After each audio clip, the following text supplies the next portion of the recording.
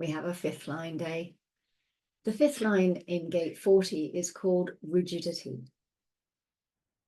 You'll remember that all first lines tell you about the intrinsic nature of the hexagram, and all fifth lines tell you how society projects onto the hexagram that they would like it to behave in the world.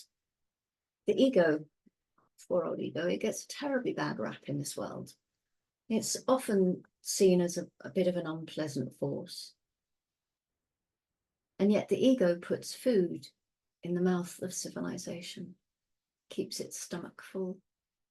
And yet at the same time, the ego is supposed to keep its head down, keep a low profile, not be any trouble, because it's actually not very nice. The fifth line here is called rigidity. So the projection onto this ego is that it is rigid. And actually that's what society wants the ego to be. So the overview line here shows that it's a lifelong process, and it reads, the recognition that to achieve liberation, all negative forces must be rejected. Achieve liberation. This means achieve your rest. The demands of the ego always have to be censored. Well, the ego is standing there saying, what do you actually want from me? Tell me exactly what you want so that I know whether you are a positive or a negative force, so that I know whether my will suits that. In the exaltation, it says the revolutionary that demands absolute victory. The power of the ego is maintained in the rejection of negative relationships. Absolute victory in this sense is I do my thing when I want, and when I rest, leave me alone. Fifth lines in gate 40, they have many advantages in life in a way, because people project on them exactly what they're going to be like, that they're going to be rigid, and that's fine. They're going to be rigid. There are no surprises here. Everyone knows exactly that a rigid ego is going to do its thing. It's what is expected of it. Well, and if it doesn't get to do its thing, it will do nothing at all. And that's how society sees it. And it doesn't actually mean that that is an accurate projection. That is just the projection. When we look at the lines, we often have the metaphor of a house. And this house has a window on the ground floor, and it has a window on the first floor. On the ground floor is usually where you find the second line, with their lights on, and everybody can look in and see exactly what's going on in there. And upstairs on the other window is where we find the fifth line.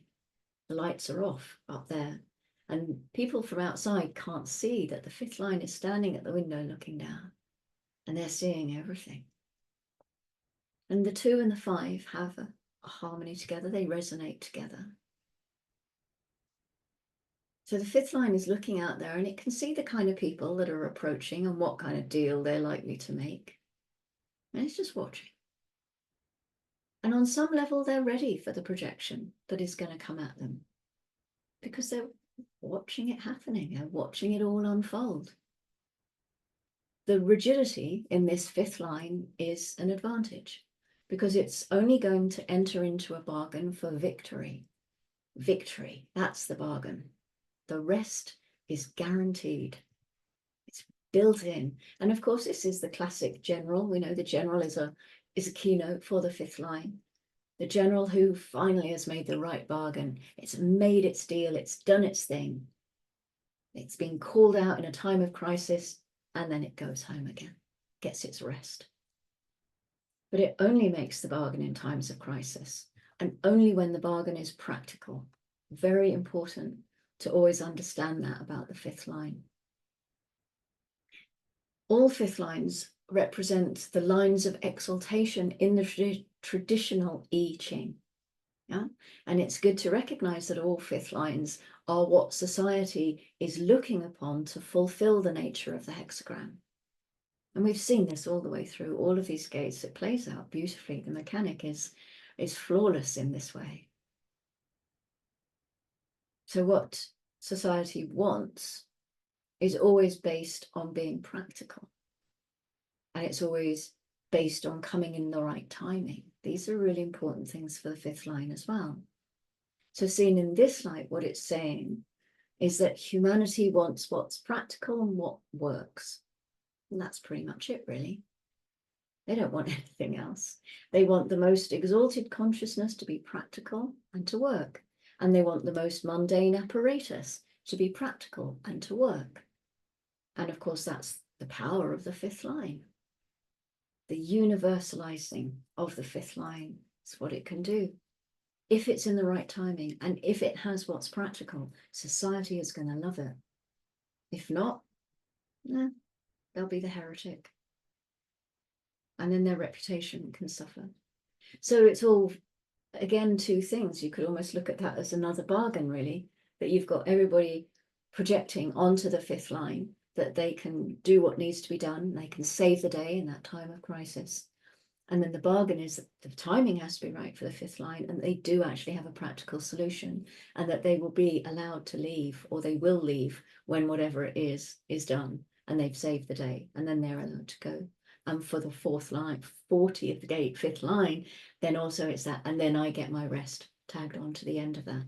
But this is a huge bargain that fifth lines are actually engaged in all the time.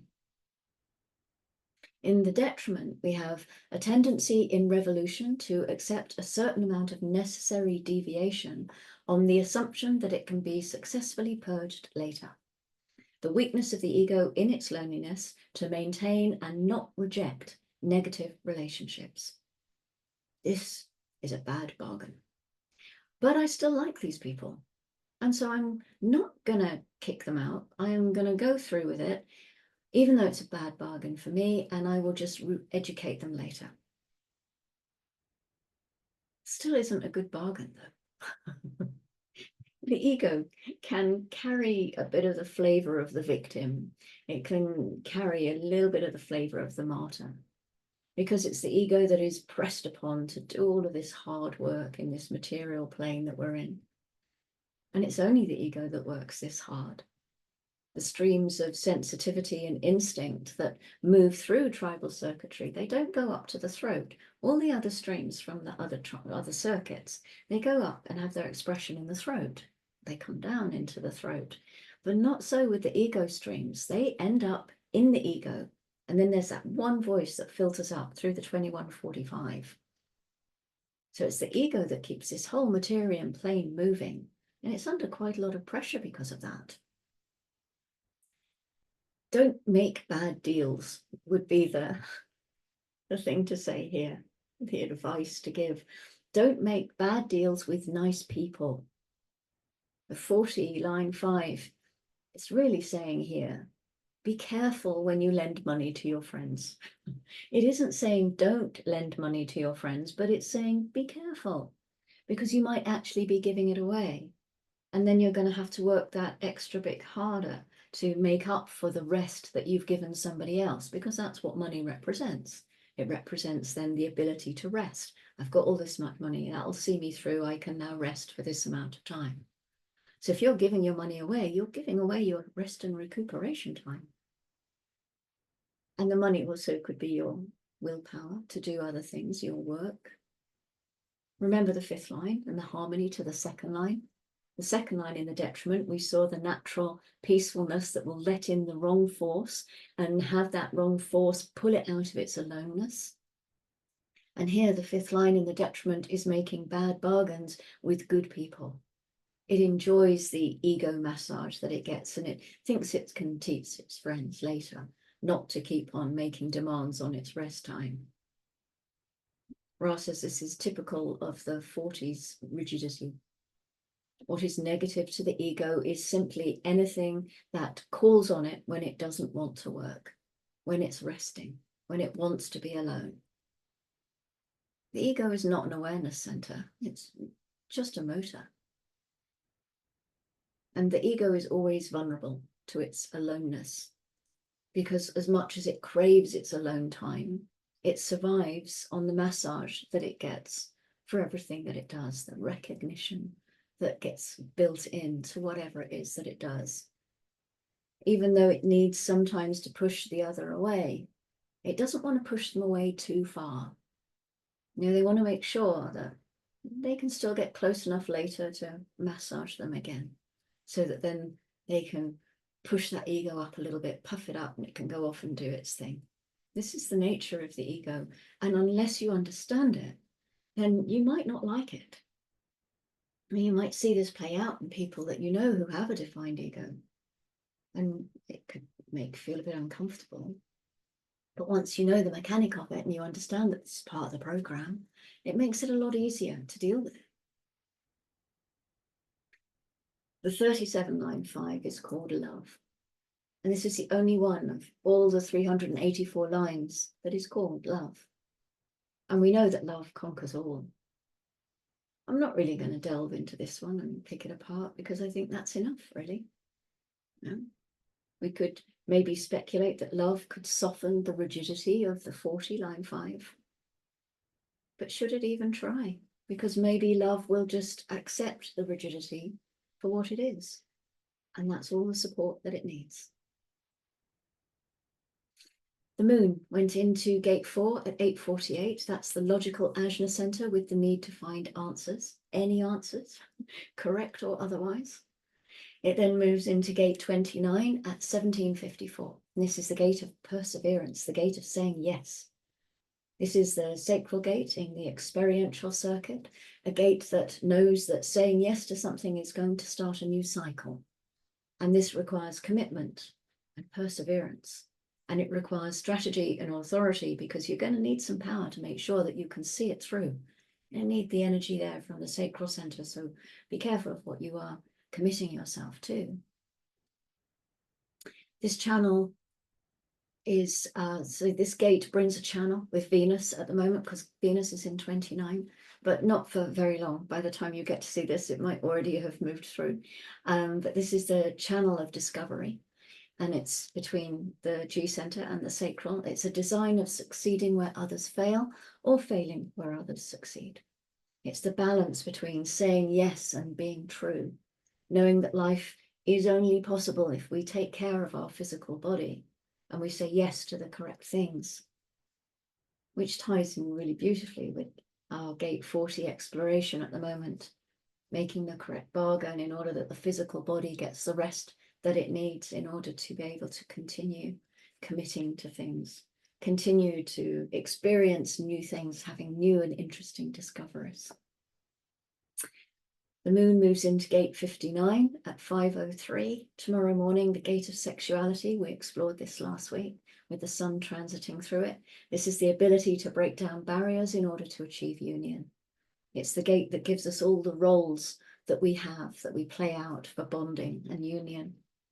And strategy and authority are essential in this gate, as they are in all of our experience.